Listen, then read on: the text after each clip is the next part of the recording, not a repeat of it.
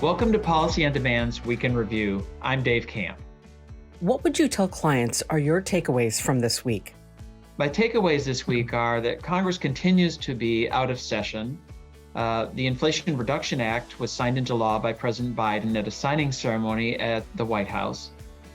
And Secretary Yellen directed that the IRS come up with a plan in the next 6 months on how they plan to spend the $80 billion they were awarded under the Inflation Reduction Act.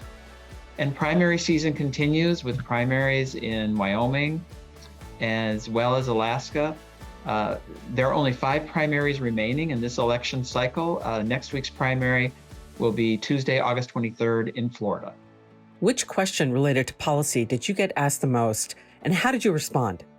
The questions I received the most this week involved various aspects of the Inflation Reduction Act, particularly the book minimum tax, or what's also called the corporate alternative minimum tax.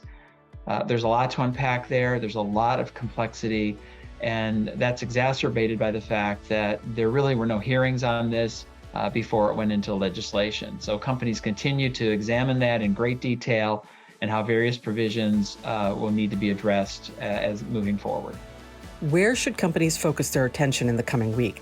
As companies talk to me about where to continue to focus in the weeks ahead, there really are 2 aspects to policymaking. One is the legislative side, which is primarily concluded, at least with regard to budget reconciliation.